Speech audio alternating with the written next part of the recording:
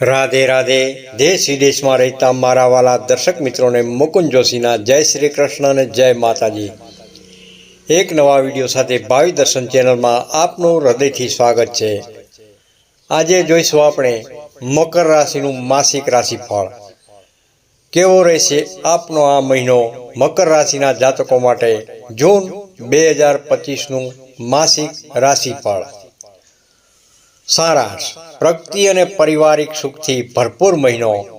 જૂન 2025નો મહિનો મકર રાશિના જાતકો માટે આશાવાદી અને પ્રગતિશીલ સાબિત થશે. આ માસ તમારા જીવનના વિવિધ પાસાઓમાં સકારાત્મક પરિવર્તનો લાવશે. કારોબારમાં નવી દિશાઓ ખુલશે, જ્યારે નોકરી કરતા જાતકો માટે પ્રમોશન અને ઇન્ક્રીમેન્ટની શક્યતાઓ છે. પારિવારિક જીવનમાં હૂંફ અને પ્રેમ વધશે અને આરોગ્ય પણ સુધારા પર રહેશે. જો તમે આ સમયગાળામાં સમયસર અને વિચારીને નિર્ણયો લેશો તો સફળતા તમારા કદમો ચૂમશે. આ મહિનો અને તમને તમારા ભૂતકાળના પ્રયાસોનું ફળ આપશે અને ભવિષ્ય માટે મજબૂત પાયો નાખવામાં મદદરૂપ થશે. કારોબાર અને નોકરીની વાત કરીએ તો નવી ઊંચાઈઓ અને ઓળખ કાર્યક્ષેત્રે આ મહિનો તમારા માટે મહત્વપૂર્ણ તકો લઈને આવશે. નોકરી કરતા જાતકોને નવી જવાબદારીઓ સોંપવામાં આવી શકે છે, જે તમારી ક્ષમતા અને નેતૃત્વ ગુણોને ઉજાગર કરશે. તમારા વરિષ્ઠ અધિકારીઓ તમારી મહેનત અને સમર્પણને ઓળખશે, જેના પરિણામે પ્રમોશન અથવા પગાર વધારાની પ્રબળ શક્યતાઓ ઊભી થઈ રહી છે. આ સમયગાળા દરમિયાન તમારા પ્રયાસોને યોગ્ય સન્માન મળશે. વેપાર કરતા જાતકો માટે પણ આ મહિનો ખૂબ જ શુભ રહેશે.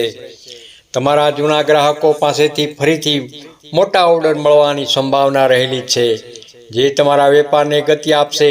આ ઉપરાંત નવા ગ્રાહકો પણ તમારા વ્યવસાય સાથે જોડાઈ શકે છે, જેનાથી તમારા ગ્રાહક વર્તુળનો વિસ્તાર થઈ શકે છે. ખાસ કરીને 15 જૂન પછી નવું રોકાણ કરવું અત્યંત લાભદાયી સાબિત થઈ શકે છે. આ સમયગાળામાં કરવામાં આવેલ રોકાણ ભવિષ્યમાં સારું વળતર આપશે. જો કે કોઈ પણ મોટું રોકાણ કરતા પહેલા પૂરતું સંશોધન અને નિષ્ણાતની સલાહ લેવી હિતાવક રહેશે. આર્થિક સ્થિતિની વાત કરીએ તો સ્થિરતા અને બચતનો સમય. આર્થિક દ્રષ્ટિએ જૂન મહિનો તમારા માટે સકારાત્મક અને સ્થિરતાપૂર્ણ રહેશે. તમારી આવકમાં વધારો થવાની સંભાવના છે, જે તમારી આર્થિક સ્થિતિને વધુ મજબૂત બનાવશે. લાંબા સમયથી બાકી પડેલા લેણા અથવા ઉધાર આપેલા પૈસા પાછા મેળવવામાં તમને સફળતા મળશે, જે તમારી આર્થિક ચિંતાઓને દૂર કરી શકે છે. આ મહિનામાં તમારા ખર્ચાઓ પણ ઘટાડો જોવા મળશે. ખાસ કરીને મધ્ય જૂન પછી તમે થોડી બચત કરી શકશો.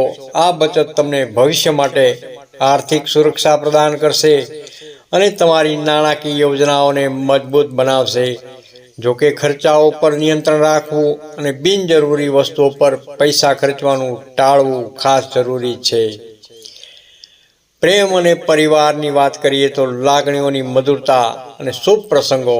પ્રેમ અને પારિવારિક જીવનમાં જૂન મહિનો લાગણીઓથી મધુરતા અને સુમેળ લાવશે. વિવાહિત જીવનમાં પતિ પત્ની વચ્ચે સમજૂતી અને તાલમેલ વધશે. જો ભૂતકાળમાં કોઈ વાદ વિવાદ કે મનદુખ થયા હોય તો તે શાંત થશે અને સંબંધોમાં ફરીથી પ્રેમ અને સૌહાર્દ સ્થાપિત થશે. જે જાતકો સિંગલ છે તેમને માટે જૂન મહિનાના અંત સુધીમાં નવા સંબંધની શક્યતાઓ ઊભી થઈ શકે છે. આ સંબંધ ગંભીર અને લાંબા ગાળાનો સાબિત થઈ શકે છે. પરિવારમાં આનંદદાયક ઘટનાઓ બનવાની સંભાવના રહેલી છે, જેમ કે કોઈ યાત્રાનું આયોજન, કોઈ શુભ પ્રસંગ જેમ કે લગ્ન, સગાઈ કે નવા બાળકના આગમનની ઉજવણી. આ સમયગાળો પરિવારના સભ્યો સાથે હળવાશ અને ખુશીની પળો વિતાવવાનો રહેશે. આરોગ્યની દ્રષ્ટિએ જોઈએ તો સાવચેતી સાથે સુધારેલું સ્વાસ્થ્ય. આરોગ્યની દ્રષ્ટિએ જૂન મહિનો સામાન્ય રીતે સારું રહેશે, પરંતુ થોડી સાવચેતી રાખવી ખાસ જરૂરી છે. ખાસ કરીને 10 તારીખથી 20 તારીખ સુધી જૂન મહિનાની વચ્ચે તમારે શરદી, ઉધરસ અથવા પાચન તંત્ર સંબંધિત નાની મોટી તકલીફોથી બચવા માટે ધ્યાન આપવું જોઈએ. હવામાન બદલવાને કારણે અથવા ખાણીપીણીની બેદરકારીને કારણે આ સમસ્યાઓ ઊભી થઈ શકે છે. નિયમિત વ્યાયામ અને પ્રાણાયામ અપનાવવાથી તમારું આરોગ્ય વધુ સારું રહેશે. યોગ અને મેડિટેશન પણ તમને શારીરિક અને માનસિક રીતે સ્વસ્થ રાખવામાં મદદ કરશે. પૌષ્ટિક આહાર લેવો અને પૂરતી ઊંઘ લેવી પણ એટલી જ મહત્વપૂર્ણ છે. સ્વચ્છતા જાળવવી અને મોસમી ફળો અને શાકભાજીનું સેવન કરવું તમને રોગોથી દૂર રાખશે. ધાર્મિક અને આધ્યાત્મિક પ્રવૃત્તિ, આંતરિક શાંતિનો માર્ગ. આ મહિનામાં તમારું ધર્મ અને આધ્યાત્મિકતા તરફ વધુ વલણ રહેશે. તમે આંતરિક શાંતિ અને માનસિક સંતોષ મેળવવા માટે ધાર્મિક પ્રવૃત્તિઓમાં ભાગ લેશો. પુણ્ય કાર્યમાં સહભાગી થવાથી તમને અદ્ભુત આંતરિક શાંતિનો અનુભવ થશે. મંદિરોની મુલાકાત લેવી, ધાર્મિક ગ્રંથોનું વાંચન કરવું અથવા ધ્યાન કરવું તમારા મનને શાંત કરશે. મકર રાશિના જાતકો માટે આ માસનું શનિદેવની પૂજા વિશેષ શુભદાયી રહેશે. શનિદેવ કર્મ ફળદાતા જે અને તેમની કૃપાથી તમારા કાર્યોમાં આવતી અડચણો જરૂર દૂર થશે.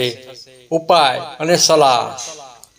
શનિદેવની કૃપાથી અને સફળતા માટે જૂન મહિનામાં મહત્તમ લાભ મેળવવા માટે નકારાત્મક પ્રભાવોથી બચવા માટે નીચેના ઉપાયો ખાસ કરીને લાભદાયી સાબિત થઈ રહેશે. દર શનિવારે શનિદેવને તલના તેલનો દીવો અર્પણ કરો. આનાથી શનિદેવ પ્રસન્ન થશે અને તમારા કાર્યોમાં આવતી અડચણો દૂર થશે. કાળા તલનું દાન કરો. કાળા તલનું દાન કરવાથી શનિ દોષમાં રાહત મળે છે અને શુભ ફળોની પ્રાપ્તિ થશે. શનિવારે કાળા કપડાં પહેરો જો શક્ય હોય તો. શનિવારે કાળા રંગના વસ્ત્રો ધારણ કરવાથી શનિદેવની કૃપા જળવાઈ રહે છે. દિવસની શરૂઆત ઓમ શં શનૈશ્ચરાય નમઃ મંત્રના જાપથી કરો. આ મંત્રનો નિયમિત જાપ કરવાથી મન શાંત રહે છે, નકારાત્મકતા દૂર થાય છે અને શનિદેવની કૃપા પ્રાપ્ત થાય છે. ઓછામાં ઓછા 108 વાર આ મંત્રનો જાપ કરવો શુભ રહેશે. આ ઉપાયો તમને આ મહિનામાં સકારાત્મક ઉર્જા પ્રદાન કરશે અને તમારા માર્ગમાં આવતી મુશ્કેલીઓને દૂર કરવામાં મદદરૂપ થશે. રાધે રાધે. જય શ્રી કૃષ્ણ. નોંધ: આ સામાન્ય રાશિફળ છે. દરેક વ્યક્તિની કુંડળીમાં ગ્રહોની સ્થિતિ અલગ અલગ હોય છે, તેથી તમારા વ્યક્તિગત જીવન પર તેની અસર અલગ હોઈ શકે છે. વધુ ચોક્કસ માહિતી માટે નિષ્ણાત જ્યોતિષની સલાહ લેવી હિતાવહ રહેશે. રાધે રાધે. જય શ્રી કૃષ્ણ. તમને આ વિડીયો સારો લાગ્યો હોય તો લાઈક કરજો, શેર કરજો અને ભાવિ દર્શન યુટ્યુબ ચેનલને સબસ્ક્રાઈબ કરવાનું ભૂલશો નહીં. અને હા, કોમેન્ટમાં હર હર મહાદેવ જરૂરથી લખો.